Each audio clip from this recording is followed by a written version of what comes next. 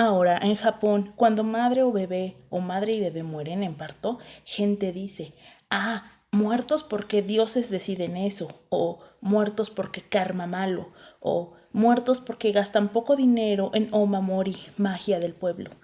Señor de Suet, comprende, es igual que Puente, razón verdadera de mucha, mucha muerte de ignorancia. Quiero construir puente desde ignorancia. Aibagawa forma un puente con sus dedos ahusados, a conocimiento. Esto. Alza con veneración el texto del Dr. Smell. Es trozo de puente. Un día yo enseño este conocimiento. Construyo escuela. Estudiantes que enseñan a otros estudiantes. Y en futuro, en Japón, muchas menos madres mueren de ignorancia. Contempla su ensoñación durante un instante antes de bajar los ojos. Un plan loco.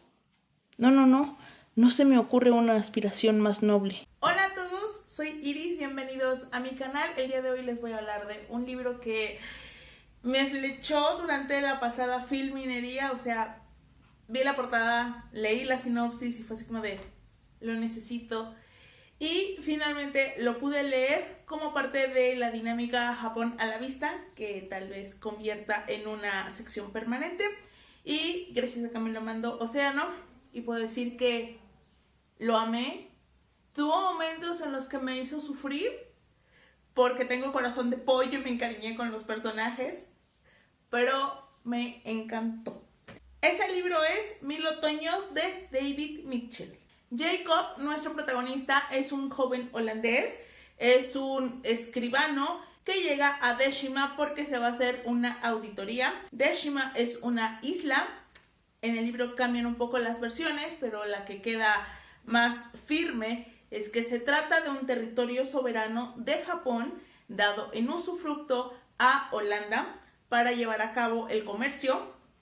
Llega a Deshima para hacer una auditoría porque la compañía piensa que hay malos manejos. Entonces se gana la enemistad de mucha parte del personal de la compañía que vive en Deshima, porque pues consideran que él va como un soplón, un traicionero, que los va a meter en problemas, porque obviamente pues Jacob es solo el escribano, Jacob es solo un empleado más, su jefe es el responsable de todo eso, pero pues como no pueden atacar al jefe, se van contra Jacob.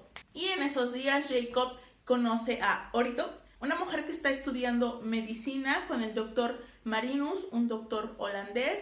Orito es la hija de un sabio y también ella es comadrona, pero está formándose en medicina holandesa y desde un primer momento él se siente fascinado por ella. Jacob está en Deshima porque está enamorado de una mujer, Ana, pero su padre ha condicionado el matrimonio entre ellos a que él pase 5 años en Deshima forjándose un nombre y ganando dinero para que pueda mantener a su hija. De manera que, a pesar de que él se siente atraído por Orito, trata de mantenerse fiel al recuerdo y a la promesa que le hizo a Ana. Entonces tenemos como que todas esas intrigas que están ocurriendo y de pronto un día Orito desaparece. Antes de empezar a decirles qué me pareció el libro, creo que voy a darles un poquito de contexto para que se entienda mejor. La historia de Japón se divide en periodos. Dos de los más famosos son el Edo y el Meiji, y nuestra historia se sitúa en el primero.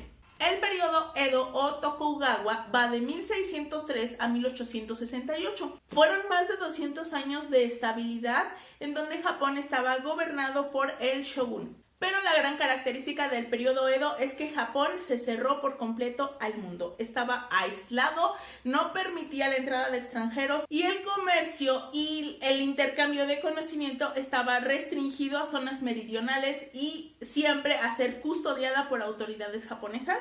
Así que había muchísimos espías que procuraban mantener a raya a los holandeses que estaban destinados a Deshima. En el libro utilizan Deshima, pero he visto que también hay otras referencias a este lugar como Dejima, pero pues usaré la del libro. Deshima era una isla en la que estaban destinados los holandeses, era exclusivamente para el comercio con Holanda, y los holandeses y el resto del personal que trabajaba ahí tenían prohibido poner un pie fuera de la isla en Japón. Ahora sí, vámonos con el libro. El libro está dividido en 5 etapas, pero solo les voy a mencionar brevemente 3. La primera etapa está contada desde la perspectiva de Jacob. Es cierto que de pronto toma la voz algún otro personaje, pero principalmente está contada por Jacob, y es esta visión holandesa. Él ya tiene algunos días en Deshima, entonces ya está como un poco acostumbrado, no es como el primer encuentro con Japón o algo así, no. Y con él nos habla de cómo era el comercio, cómo era esa visión holandesa del mundo y la visión de quiénes eran ellos como nación. Esta parte me recordó un poco lo que me hacía pensar Los Miserables, aunque en realidad yo solo leí una versión resumida de Los Miserables en la secundaria, pero esta idea como de que en esa época las personas pobres, muy muy pobres, no tenían como un control de sus vidas, no tenían como un control de su futuro, porque un mal giro del destino, un familiar se enferma, una deuda, terminas en la absoluta miseria y eres fácil de capturar por alguien para prácticamente esclavizarte y hacerte trabajar sin descanso. También nos habla del colonialismo y del racismo de la época. Incluso la atracción que tiene Jacob hacia Orito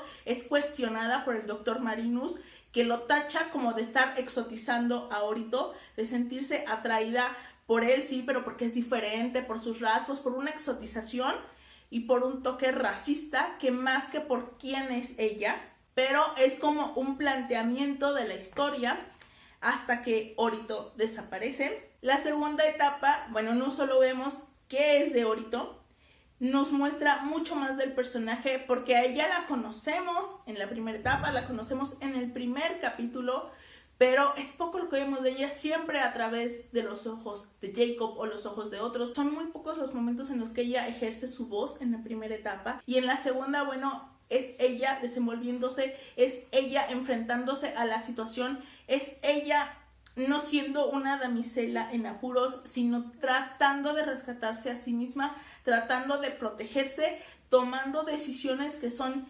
difíciles, pero que ella considera que son las mejores en ciertas circunstancias, mostrándose como una mujer fuerte, inteligente, que no se deja manipular y que procura no dejarse vencer. Me encantó el desarrollo que tiene Orito. Orito fue mi personaje favorito de este libro y me hubiera gustado, híjole, mucha más de su presencia, pero esta parte yo la amé. Además, si en la primera parte era como la visión de Holanda, en este caso vemos la visión japonesa, las tradiciones familiares, las adopciones, la sucesión del apellido, cómo era la vida cotidiana, es decir, Japón, más allá de la visión europea, como eran ellos. Hay un breve vistazo a los cristianos ocultos, porque una de las razones del aislamiento de Japón en el periodo Edo fueron las misiones cristianas de años anteriores de España y Portugal, de manera que el cristianismo está prohibido en Japón, pero como vemos en esta parte aún sobreviven algunos cristianos. Pero para mí ya no es un cristianismo como tal, sino que es como un sincretismo con el shintoísmo, es una cosa rara. Obviamente es un vistazo muy pequeño el que nos da sobre algunas líneas por parte de cierto personaje, pero para mí ya hay un sincretismo ahí. En la tercera parte regresamos con Jacob, pero también vemos mucho más del mundo de aquella época. Situémonos en 1800 con Napoleón, con guerras en distintos países. Son los años previos que pusieron el contexto adecuado para que iniciara la lucha por la independencia en México 10 años después. Estamos ante una guerra en Europa que condiciona mucho lo que está ocurriendo en Deshima. Nos habla sobre eso, sobre el imperialismo, sobre los años tan convulsos en los que estaba, y también vemos una evolución en Jacob. El autor nos brinda personajes muy bien construidos, ya sea en protagonistas como en incidentales, pero yo me quedo con 4 personajes. Ogawa, porque realmente no esperaba nada de este personaje y sin embargo el crecimiento que tiene, lo que hace, sus acciones, lo que desata, híjole, es un personaje con el que me encariñé y me gustó mucho. El doctor Marinus, ¿qué puedo decir? Un cínico soñador, un hombre curtido por los años que ha pasado en Deshima, que conoce al derecho y al revés las intrigas que se viven ahí, que no confía en casi nadie, pero es un hombre honesto y honorable. Obviamente Orito es mi personaje favorito, o sea, el cómo nos la presentan y el cómo se desarrolla posteriormente, porque es una mujer que desea seguirse preparando en medicina en una época y en unas circunstancias en las que todo el mundo le decían que no lo hiciera, que pues eso no era importante para ella. Ella está en un lugar en donde se prohíbe la presencia de mujeres, porque en Deshima las únicas mujeres que podían estar presentes eran las concubinas o las prostitutas, y ella obviamente no es ninguna de las dos. Entonces está en una zona en donde no debería estar estudiando algo que no debería estar haciendo según todos, y es un personaje fuerte y maravilloso. Y finalmente Jacob no es mi personaje favorito, pero me gustó. Creo que es un hombre que por momentos es demasiado bueno para su propio bien. No es como esos personajes que son buenos y son estúpidos. No. Jacob tiene instinto de supervivencia, sabe los peligros a los que se enfrenta, sabe las intrigas que lo rodean, es astuto, pero es demasiado bueno para su propio bien. Pero creo que es parte del encanto del personaje, porque es un hombre honorable, y eso me gusta, a pesar de que de pronto toma decisiones que no son las adecuadas. Creo que eso lo hace muy humano.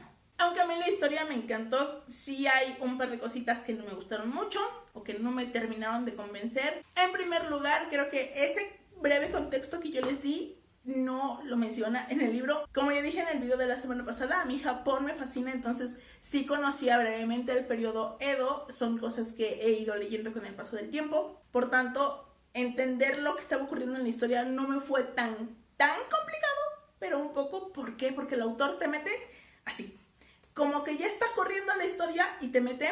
Y si tú no sabes nada del periodo Edo, te vas a sentir un poco perdido.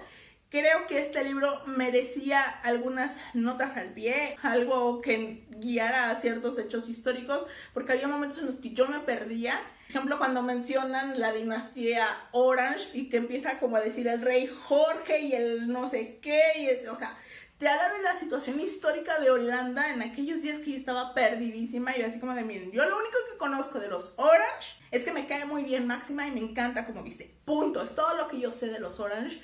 Y el autor te lo suelta como si ya lo supieras, como si supieras esa parte de la historia. Y pues no, yo de Holanda no conozco nada. Entonces sí creo que te puede perder en ciertos momentos. Y también creo que las 100 primeras páginas son un poco lentas. Como que el autor trata de poner todas sus piezas y trata de irte presentando a los personajes y situaciones muy cotidianas, y entonces es un poco lento. Pero una vez que yo pasé las 100 páginas, que incluso había leído algo sobre eso en las reseñas, me enganché en la historia y me seguí sin problema. El autor tiene un estilo narrativo hermoso, pero no poético, y sin embargo logra trasladarte muy bien a Japón, logra que te imagines estar en esas montañas, en esos lugares, estar en el salón de los 60 tatamis, reunirte con el consejo, estar en el templo. Logra trasladarte al Japón que quiere contarte. En eso funciona muy bien. En resumen, es un libro que a mí me gustó muchísimo. No tengo idea de qué tantas libertades creativas se tomó el autor. Él es inglés, pero fue a Deshima para investigarse con apoyos del gobierno holandés. Así que no sé qué tanto cambió la historia, pero basándonos en el libro que él nos presenta, a mí me gustó muchísimo. Eso fue todo por el día de hoy. Espero que les haya gustado esta reseña y nos vemos en el siguiente video. Adiós.